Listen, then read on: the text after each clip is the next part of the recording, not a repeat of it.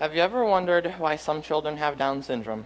Well, today I'll explain this to you along with other facts you may not have already known about this congenital defect. My name is Brennan Smith, and today I will give you information on Down syndrome, the cause, effect, and complications. Down syndrome, also called trisomy 21, is a condition in which extra genetic material causes delays in which a child develops both mentally and physically. It affects 1 in every 800 babies born in the United States. Down syndrome is the most common genetic cause of learning disabilities in children. Down syndrome varies in severity, so developmental problems range from moderate to serious. Down syndrome is named after John Langdon Down, a British doctor who first described the condition in 1887. It wasn't until 1959, however, that an extra chromosome was identified as the cause.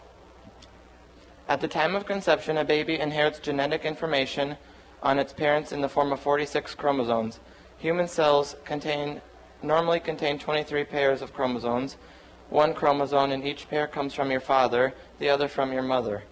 In most cases of Down syndrome, a child gets an extra chromosome, 21, for a total of 47 instead of 46.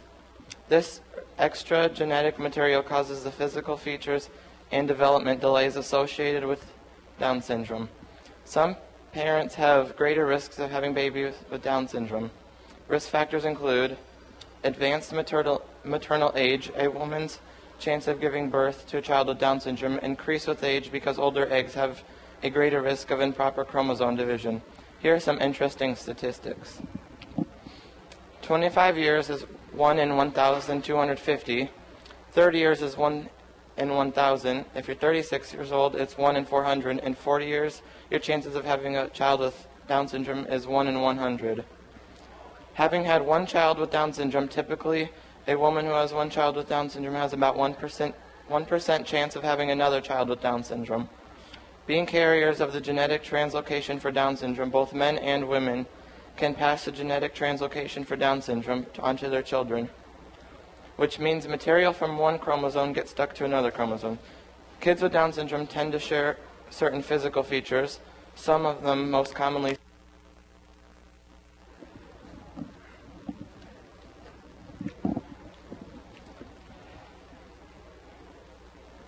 flattened facial features, small head, short neck, protruding tongue, upward slanting eyes, unusually shaped ears, poor muscle tone, broad short hands and short fingers, and excessive flexibility.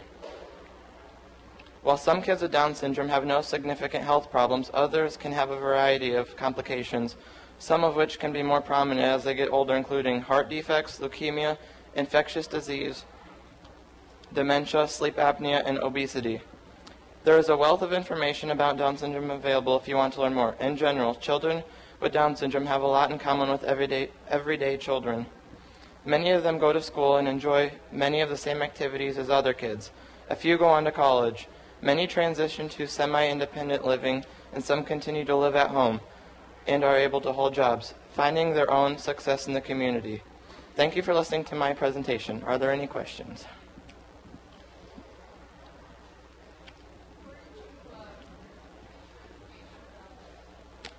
Well, my mom is a nurse, so she helped me with that because she knows a lot about it. So,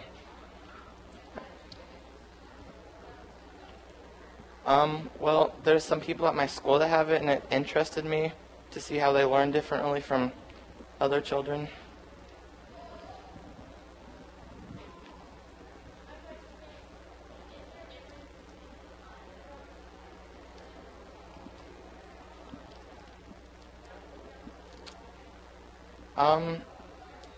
Down syndrome, I think like autism, I don't think you have different physical features, but Down syndrome you do.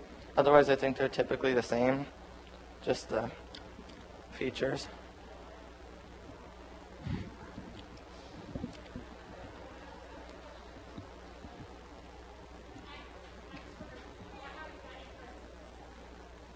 Oh, well, there's kids at my school that have Down syndrome, so watching them every day interested me, so that got me to want to do a presentation on it.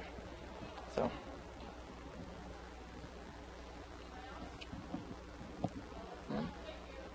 Thank you.